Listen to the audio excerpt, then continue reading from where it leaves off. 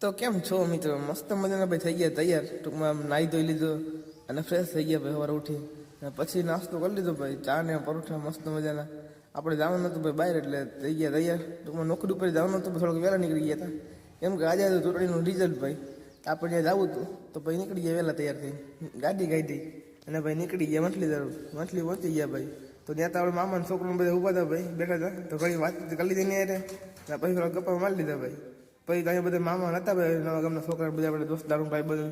પછી ઘડી બેઠા એની યારે વાત તો કરે ને પછી નીકળી ગયા ભાઈ. એને ભાઈ રિઝલ્ટ જોવાનું ને ઓહો ભીડ, ઓહો કાંઈ ઘટે જ નહીં ભાઈ. નીકળું માણસ હેર તો મેરેજમાં લગ્નમાં ના હોય ભાઈ. પાછી ગાડી કાઢી નીકળી ગયા ભાઈ આપણે જુનાગઢ તરફ. કેમ કે જુનાગઢ આપણે નોકરી પર જવાનું હતું ભાઈ. ફાઈને હાલો તો હવે ભાગ્યા ધીમે ધીમે ને ભાઈ. તડકો વાત જ પૂછો. પૈસા પૂગ્યા ફ્લેટા ભાઈ, ગાડી પાર્ક કરી બસમાં બેસી ગયા, નીકળી ગયા જુનાગઢ તરફ આપણે મધુરન ભાઈ. ત્યાંથી પહોંચી ગયા ભાઈ આપણે કંપની ઓહો કામ હતું દુનિયાનું ભાઈ લખવાનું. અને ભાઈ ગરમી હતી ઓહો કાંઈ ઘટે જ નહીં. પછી તો સાંજે આવી ગયા ભાઈ, રાતે 11 વાગે ગોલા ખાવા.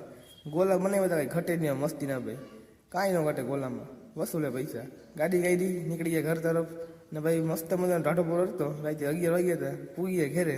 મસ્ત મજાના ભાઈ ગોલાના ભાગ પડે. એમ કે એક ગોલો તો આપણે કીધું ખૂટે નહીં, 2 ગોલામાં 4 જણાએ ખાઈ લીધું.